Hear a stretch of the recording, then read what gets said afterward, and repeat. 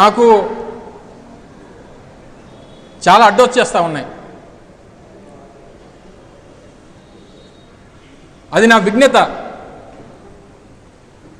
కానీ నువ్వు ఏది పడితే అది మాట్లాడతాను, ఎలా పడితే అలా మాట్లాడతాను.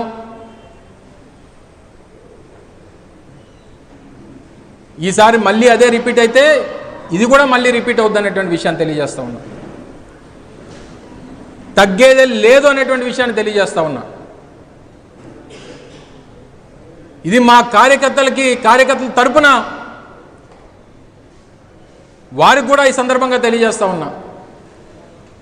మీ వల్ల ఈరోజు మా పార్టీ నాయకులు, కార్యకర్తలు, మా సోషల్ మీడియా వారియర్స్ వల్ల ఈ తప్పుడు కోతలన్నీ ఈరోజు రాష్ట్ర ప్రజలందరూ కూడా చూశారు. ఎవరిది తప్పో ప్రజలు నిర్ణయిస్తారు. ఎవరేం చేశారో, ఎందుకు ఈ వ్యాఖ్యలు చేయాల్సినటువంటి పరిస్థితి వచ్చిందో అనేటువంటిది ప్రజలు నిర్ణయిస్తారు. 11 రోజుల నుంచి మీ పక్క నియోజకవర్గంలో 4 ఏళ్ల జ్ఞానేశ్వరి అనేటువంటి 4 ఏళ్ల పాప తప్పిపోతే ఆ కుటుంబ సభ్యులకి వెళ్ళి భరోసాని ఇవ్వాలి, వారికి ధైర్యాన్ని నింపాలి.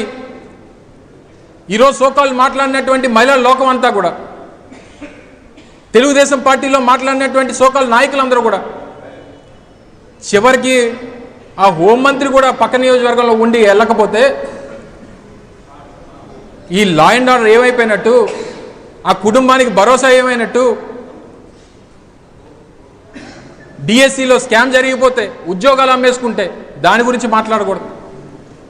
ఆక్వా రైతులకి ఇబ్బందులు పడుతూ ఉంటే, ఫీడ్ రేట్లు పెరిగిపోతూ ఉంటే, ఆత్మహత్యలు చేసుకోవాల్సినటువంటి పరిస్థితి వస్తే దాని గురించి ప్రతిపక్షం మాట్లాడకూడదు. రిమాండ్లో ఉన్నటువంటి ఒక వ్యక్తిని, పోలీస్ కస్టడీలో ఉన్నటువంటి ఒక వ్యక్తిని కొట్టి చంపేస్తే, చంపినటువంటి వ్యక్తిని తీసుకెళ్లి తగలబెట్టేస్తే హోమ్ డిపార్ట్మెంట్ ఏం చేస్తుందో తెలియదు. దాని గురించి ప్రశ్నిస్తే మహిళా లోకం, మా పార్టీలో ఉన్నటువంటి మహిళలకి అన్యాయం జరిగిపోతుంది అనేటువంటి గగ్గోలు పెట్టేటువంటి పరిస్థితి వస్తే,